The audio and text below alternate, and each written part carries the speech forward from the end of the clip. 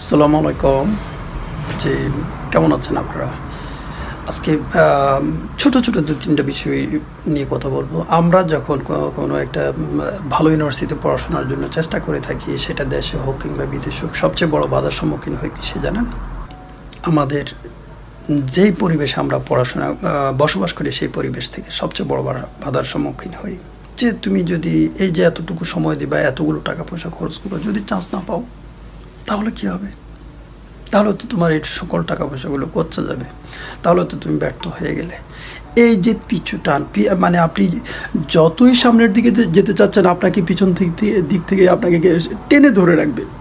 আপনি গাছে উঠতে চাচ্ছেন, আপনাকে নিচ দিয়ে এমনভাবে টান দিয়ে ধরে রাখবে যে আপনি কোনোভাবেই আপনি উঠতে পারছেন না। সেই জন্য আমি বলবো, স্টপ স্টপ। কে কী বললো কিচ্ছু যায় আসে না। যদি প্রচণ্ড ইচ্ছাশক্তি থেকে থাকে, শুরু করুন এখনই। আর আপনাকে বুঝতে হবে, আপনার পছন্দের প্রতিষ্ঠান, পছন্দের সাবজেক্টটা যদি পেতে হয়, তা একটা কেমন লাগবে? যেহেতু এখানে হাজারো জন কম্পিটিটর, আপনাকে কম্পিটিশন করেই সেখানে চান্স পেতে হবে। সুতরাং দেরি না করে আপনার কোন কোন জায়গায় গ্যাপ আছে, ল্যাকেন্স আছে, সেগুলো আগে ফুলফিল করা। এটা একেবারে বেসিক দায়িত্ব। যখন এটা হয়ে যাবে, তখন একটা কনফিডেন্স আসবে, আপনার সাহস আসবে, আপনার মেন্টাল গ্রোথিং হবে। হ্যাঁ, আমি পারবো, আই হ্যাভ এনাফ ক্যাপাবিলিটি।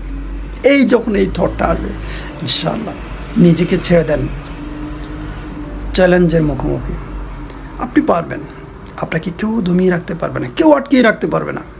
ইনশাআল্লাহ শুরু করে দেন এখন থেকে।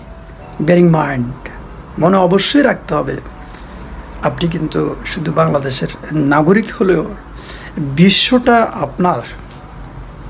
আল্লাহর দুনিয়া আপনার জন্য শুধু বাংলাদেশ নামক ভূখণ্ডটাই তৈরি করেনি। আল্লাহর দুনিয়ায় এরকম অসংখ্য দেশ রয়েছে। সুতরাং বিচরণ করেন যে এখানে আপনার জন্য পারফেক্ট হয়, আপনি স্বাচ্ছন্দ্য বোধ করেন, কমফোর্ট ফিল করেন। ধন্যবাদ।